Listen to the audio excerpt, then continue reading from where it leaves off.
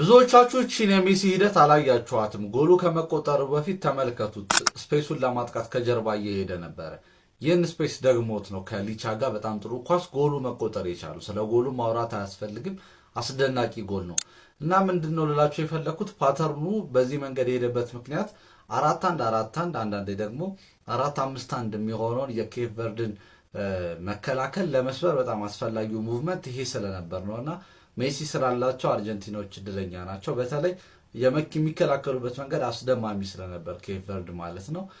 ዋይድ ኤሪያዎቹንም ጭራሽ ሳይቀር ከስፔን ጋር ያልከለከሉትን ስፔስ አሁን ዋይድ ኤሪያውንም የቁጥር የበላይነት ለመውሰድ እየሞከሩ ነበር የነበረው። በጣም ታፍ የነበረ ጨዋታ ለኬፕ ቨርዴ በጣም መጨብጨብ ያለበት ፈረንሳይን ሁሉ የምታዩል ይመስላችሁ ይችላልና በጥራት የተጫወቱበት ሆኖ አልፏል። አርጀንቲና በጣም ደካማ ነገራቸው ማየት ከፈለጋችሁ ወደኋላ ዲፕሊ ሲመለሱ ነው። በጣም ፒን የሚደረጉ ከሆነ ወደኋላ የሚቀሩ ከሆነ የሚፈጠርባቸው ችግር ብዙ እንደሆነ መመልከት ችለናል። ጎሎቹ የተገኙት ከእንደዚህ አይነት መንገድ ስለሆነ ማለት ነው። ጎሎቹ ደግሞ በጣም አሪፍ ጎሎች ናቸው ማለት ነው። የተመለከትነው ነገር ምንድነው? ኬፕ ቨርድ በጣም ጠንካራ መሆናቸውን በመከላከሉ ስለዚህ አርጀንቲና በጣም እንደሚቸገሩ ነበረ። በጣም የታየው ይሄ ነው።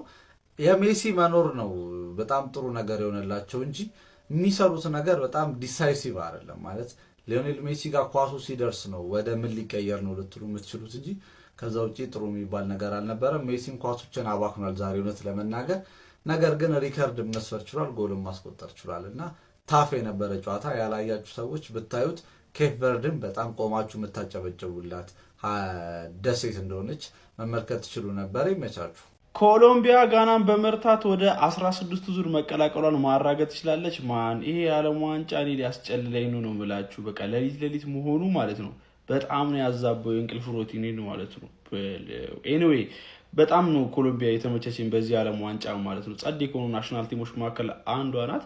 ዛሬም እንግዲህ ጋና ላይ ድንቅ ፐርፎርማንስ አሳይታ ነው 1-0 በሆነ ጠባ ውጤት ቢሆንም ማሸነፍ የቻለችው ማለት ነው። በጨዋታው ላይ 14ኛው ደቂቃ ላይ በአሊያስ አማካኝነት እንግዲህ ያው ሉዊስ ሱዋሬዝ አስደናቂ ክሮስ ወደ ቦክሱ አድርጎ አስቆጥረው ብቸኛዋን ጎል በሱ አማካኝነት ያገኙት ማለት ነው።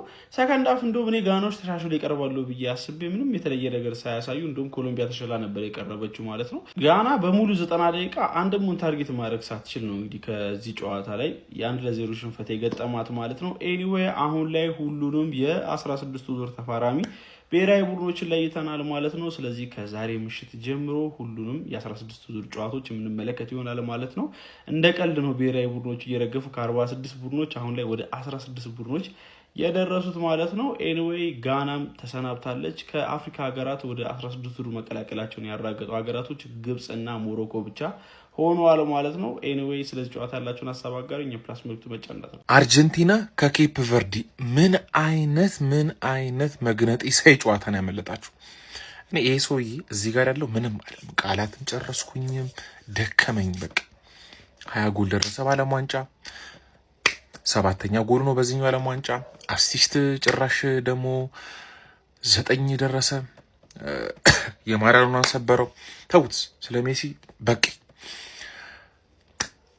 ኬፕ ቨርዲዎች ግን ማለት ነው ኧረ በመድኃኒዓለም ከአርጀንቲና ጋር አይገናኙም እኮ በቃ የሰማይና የምድር ያክል ርቀት ያላቸው ሁለት ቡድኖች እስከ ኤክስትራ ታይም ተፋለጠቻት ኬፕ ቨርዲ። ሲከላከሉ ደግሞ የድንጋጤ ኳሱን በስነ ስርዓት ነው የሚቀባበሉ። የጎሎቹ ጥራት አርጀንቲና ዛሬ መሀል ሜዳ ላይ ማካሊስተር ምንድን ነው ኢንዞ ፈርናንዴስ ምንድን ነው? ኧረ በስመ አብ። ግን በዚህኛው ዓለም ዋንጫ ግን ማለት ነው ምንም ነገር ሀፕል ሊያደርግ እንደሚችል እየተመለከትን ነው የምንገኘው። ለማንኛውም ሊዮኔል ሜሲ አሁንም አርጀንቲናን በጫንቃው ተሸክሞ አልፏል። ሊሳንድሮ ማርቲኔዝ ቃላት የለኝም። ያገባው ጎል በጨዋታው ላይ የነበረ እንቅስቃሴ የሚገርም ጨዋታ የተመለከት ነው። ኬፕ ቨርዲዎች ግን ከነደጋፊዎቻቸው ማለት በጣም ጽድት ያሉ ናቸው። ይችላሉ አይገልጹም። እና እንግዲህ አርጀንቲና አልፋለች። በቀጣይ ግብጽ ከአርጀንቲና የምንመለከት ይሆናል ማለት ነው። ዓለም ዋንጫን በተመለከተ ምንም ነገር እንዳያመልጣችሁ ፎሎ አድርጉ ቤተሰብ። በክሮሺያ እና በፖርቹጋል ጨዋታ ልቤ ሊፈነዳ ነበር ምናምን አላችሁ አይደለ? ይሄን ጨዋታ አይታችሁታል? በኢየሱስ ክርስቶስ ስም እኔ ይኸውላችሁ አርጀንቲና እየደገፍኩኝ ነው ያየሁት። ተናድጃለሁኝ። አሁን ራሱ የምናገረውን ነገር አላውቅም፣ ግን ዓለም ዋንጫ ላይ ማለት ነው በዚህ ልክ ፐርፎርም የሚያደርግ አንድ ቲም ጥራልኝ። በኬፕ ቨርዴ ልክ አንድ ቲም ጥራልኝ። ይኸውልህ ኢንክሉዲንግ ፍራንስ አታኪንግ ላይ ጎበዝ ናቸው፣ ሲከላከሉ ጎበዝ ናቸው አይደለ? እንደ ኬፕ ቨርዴ እንደ ቡድን ማለት ነው እንዴ ምንድን ነው? 40 ዓመቱ ነው በረኛው አይደለ እንዴ? አልገባኝ። እንዴት ነው እንደዚህ ቁልፍ የሚያደርጉት? ኧረ በኢየሱስ ክርስቶስ ደግሞ ማግባት ከፈለጉ ያገባሉ እንዴ! በቃ ፈረንሳይ ብቻ። እኔ ከምር ከፈረንሳይ ውጪ ጥሩልኝ አልኳችሁ፣ ጥሩልኝ። አንድ ቲም እንደዚህ የሚጫወት ቲም ጥሩልኝ። አይታወቁም ልጆቹ ግን በቃ እኔ እንጃ፣ እኔ አላውቅም። እኔ ምን እንደ ኧረ በስመ አብ እንዴ! ሰው እንዴት ነው እንደዚህ የሚጫወተው? ለመጫወት ፍላጎት የላቸውም፣ ቁልፍ ያደርጉታል። ከዛ አግባባቸው በሆነ ነገር ያገቡባል። ኧረ በኢየሱስ ክርስቶስ 39 ዓመቱ ነው ሜሲ አይደል? 39 ዓመቱ ሆኖ ከነሱ የተሻለ ነው የሚጫወተው። እንዲህ እኔ የሊቨርፑል ደጋፊዎች እንዴት ነው ከማካሊስተር ጋር ይኖራችሁት? በኢየሱስ ክርስቶስ እንዴ! ኬርለስ የገባው ሁለተኛው ጎል ልጁ የሚገርም ጎል ነው ያገባው። የልጁ ብቃት ምርጥ ነው ግን እንዴት ነው በሊቨርፑል ደረጃ የሚጫወት አንድን ተጫዋች እንደ ቀልድ እኔን እንዲያለፈኝ እኮ ነው። እንዴት እንደዚህ ያልፋል አንተ እንዴ? በዛ ላይ የአርጀንቲና አሰልጣኝ ካንተ የማይጠበቅ ትልቅ ስህተት። ሲከላከሉ ምንም ኦርጋናይዝድ አይደሉም፣ ሲያጠቁ ምንም። ዲፖል ቆየ፣ እሺ ቀይር አስወጥ። ማካሊስተር ምን ያደርጋል ይሁላ ሰዓት? ማካሊስተር እኮ ቆመ፣ በቃ አስጠልቶታል ጨዋታው። ሁለተኛው ጎል ሲገባ እኮ መጀመሪያ ቢሆን እንደዛ ያለ አስጠልቶታል ጨዋታው። ለምን እንደዛ ታደርጋለህ እንዴ? ኧረ በስመ አብ! ኧረ እኔ እንደዚህ ተጨንቄ አላውቅም። ሜሲ ያን ኳስ በስ ቢስት ይሄ ሁላ ታሪክ ይፈጥ እሱ ብቻ ነው የሚያገባው ለእናንተ ማለት ነው። አንተ እግዚአብሔር አንተ ኑር፣ እሺ ሁሌ ኑር። ወይኔ ማርቲኔዝ በቃ ተከላካዮቹ ሮሜሮ ራሱ ደደብ ነበር፣ ዛሬ አገባ፣ ምርጥ ሆነ። ከዛ በኋላ ማርቲኔዝ ግን እኔ ምን ወይኔ አንተ በቃ እኔ ቃል የለኝም። እግዚአብሔርን ትችላለህ። ፋይናሊ 16ቱ ዙር የዓለም ዋንጫ የትኞቹ ብሔራዊ ቡድኖች እንደሚፋጠጡ ሙሉ በሙሉ ተራግጧል ማለት ነው። ታዲያም እንግዲህ እንደተለመደው ለእናንተ 16ቱ ዙርም ግምታችንን ሼር የምናደርግ ይሆናል ማለት ነው። ይህንን ቪዲዮ አንግተን እየሰራን ስለሆነ በደንብ ኮፒ ሊንክ ሪፖስት ማድረጋችሁን እንዳትረሱ። ወደ ግምት ሊሂድ። ፓራጓይ ከፈረንሳይ በጣም ኢዚ ነው በድጋሚ ለመገመት። ፍራንስን ወደ ቀጣዩ ዙር ታልፋለች ብዬ አስባለሁ። ሞሮኮ ከካናዳ ሞሮኮን እገምታታለሁ። ስለዚህ ወደ ኳርተር ፋይናል እንግዲህ ፍራንስና ሞሮኮ ይገናኛሉ ብዬ አስባለሁ። ፖርቹጋል ከስፔን በጣም ለመገመት ከባድ ጨዋታ ነው። እኔ ልቤ ፖርቹጋል ይለኛል፣ አይምሮዬ ግን ስፔን ነው እያለኝ ያለው። ለሲያር ሲባል ፖርቹጋል ብታልፍ ደስ ይለኛል። ስለዚህ ልቤን ልምረጥ ለዚህኛው ማለት ነው።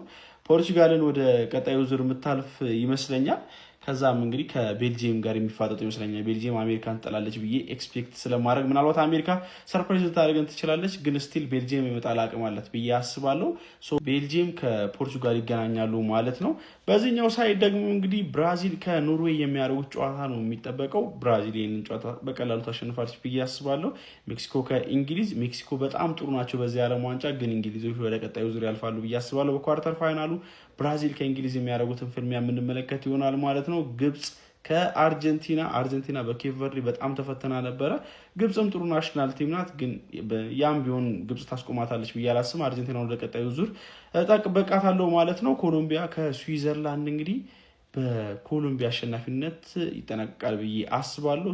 በኳርተር ፋይናሉ አርጀንቲና ከኮሎምቢያ ይፋጠጣሉ ብዬ አስባለሁ። ቆንጆ ጨዋታ የምንመለከት ይመስለኛል። ኤኒዌይ የኔ የ16ቱ ዙር ግምቶች እነዚህን ይመስላሉ። የእናንተን ግምታችሁን አካፍሉኝ። የዘንድሮን የዓለም ዋንጫ የትኛው ብሔራዊ ቡድን እንደሚያሳካ እንግዲህ ግምታችሁን በዛው ማካፈላችሁን እንዳትረሱ። ለተጨማሪ መረጃዎች የፕላስ ምልክቱ መጫን እንዳትረሱ።